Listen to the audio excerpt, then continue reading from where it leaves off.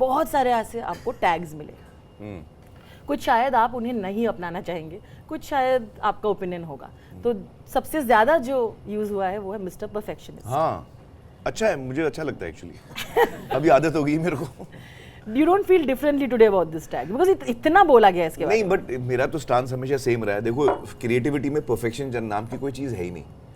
दो आदमी सेम काम करेंगे, अलग अलग करेंगे और दोनों अच्छा कर सकते हैं।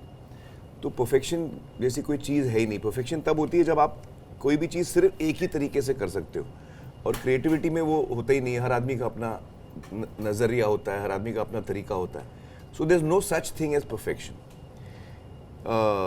आई believe in magic, so I am chasing magic. मुझे लगता है कि जादू मिलना चाहिए मुझे शॉट में, हर मोमेंट में, तो मैं उसको ढूंढता हूँ। Some people also have called you the non-superstar. हाँ हाँ हाँ, वो सही है ना?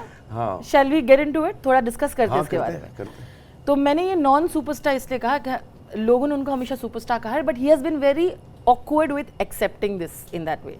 उनका रहन सहन और उनका हर चीज़ थोड़ा आम लोगों की तरह है, and he is always believed in kind of living that life. बहुत मुश्किल होता होगा, I am sure, to kind of successfully stay a little away from how the world perceives you, but you have actually managed to do that, which is incredible. Can you explain how that must have been for you? कुछ नहीं, जो अपनी upbringing होती है हम लोग ऐसे ही रहते हैं। तो जो मेरी अपब्रिंगिंग रही है, मेरे पेरेंट्स ने मुझे जिस तरह अपब्रिंगिंग दी है, मैं वैसे ही हूँ। तो I have been taught not to, you know, अम्मी ने हमेशा सिखाया कि आप, you know, don't show off, don't talk too much about yourself. तो ऐसे ही अपब्रिंगिंग का चक्कर है ये। दूसरों का लिहाज करो, कभी लेट नहीं आना, लोगों की इज्जत करना अपने। तो जो पेरेंट्स सिखाते हैं हमको, वो मैंने काफ़ी सीरियसली ऑन बोर्ड लिया है। मैं आप बहुत एक पुराना इंटरव्यू देख रही थी, बहुत, it's like really really old, जहाँ पे उस वक्त में I think it was post हम है राही प्यार के। अच्छा, हाँ, ठीक है।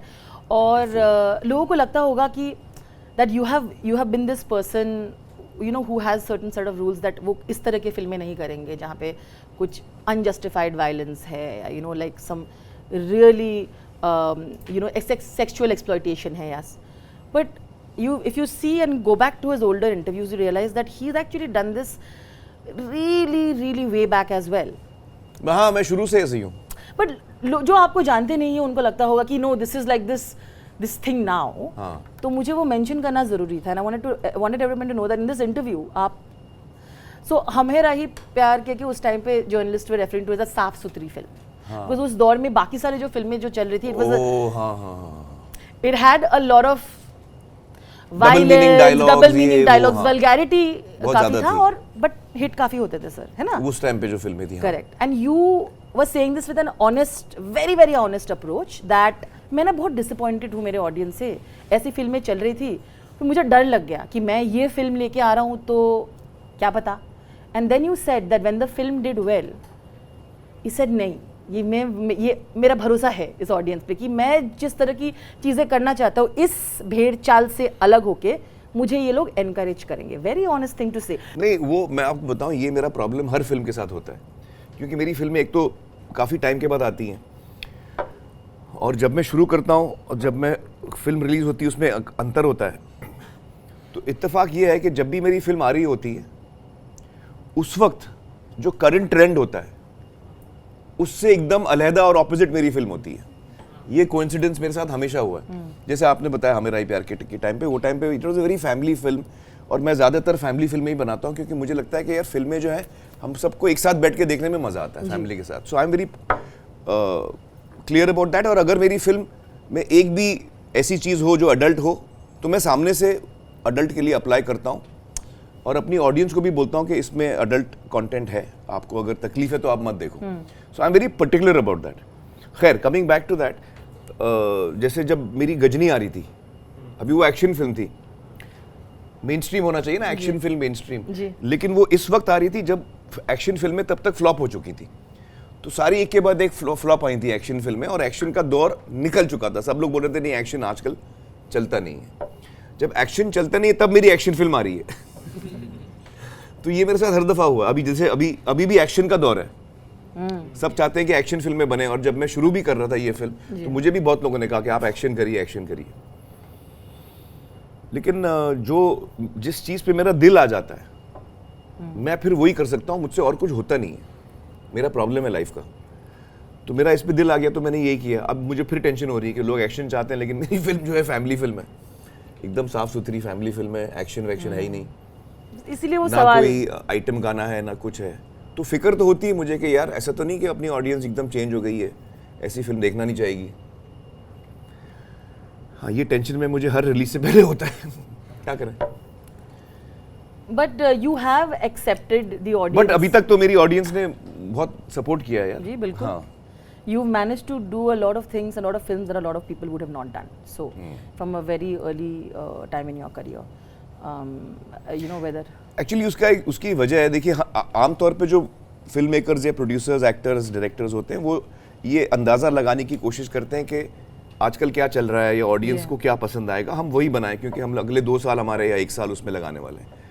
तो मैं ऐसे सोच नहीं पाता, क्योंकि मैं एक्चुअली फिल्में अपने इंस्टिंक्ट से बनाता हूँ और मुझे नहीं पता ऑडियंस को क्या चाहिए, लेकिन मुझे पता है मुझे क्या चाहिए।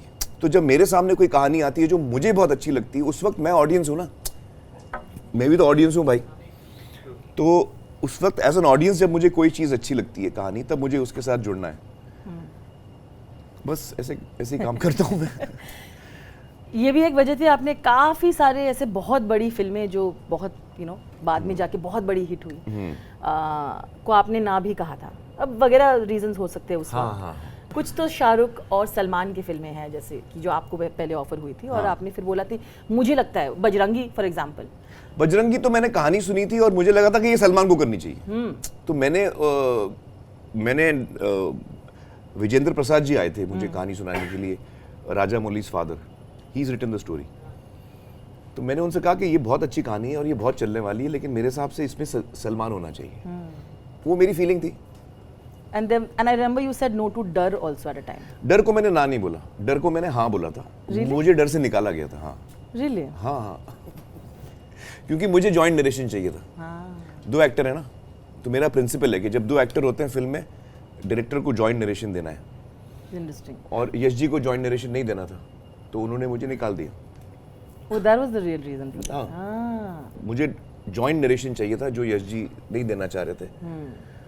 हर आदमी की अपनी थिंकिंग होती है। मेरी थिंकिंग ये है कि जब 2 लोग साथ में काम कर रहे हैं वो साथ में कहानी सुने, ताकि हम लोग एज ए टीम काम करें। जैसे अंदाज़ा अपना अपना में जब राज संतोषी नरेट कर रहे थे हमको पहली दफ़ा स्क्रिप्ट, तो सलमान ने 3 दफ़ा कैंसिल किया। फर्स्ट टाइम हम लोग सब पहुँचे, वो नहीं आया। तो उनके सेक्रेटरी थे अशोक पंजाबी जी शायद वो टाइम पे जी। तो उन्होंने कहा सलमान ने कहा है वो तो बाद में सुन लेंगे, आप लोग सुन लो कहानी, और वो तो कर ही रहे हैं, उनको कहानी सुनने की ज़रूरत नहीं है।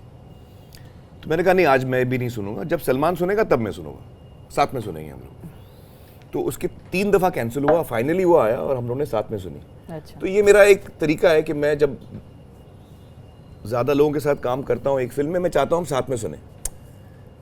तो वो डर में हुआ नहीं, तो फिर मैं निकाल दिया गया। I was removed from डर। And you said no to स्वदेश as well. स्वदेश I said no. स्वदेश मैंने ना कहा था। It just out of curiosity. Why I said no to स्वदेश? Yeah. मेरे को बहुत बोरिंग लगी थी। So honest.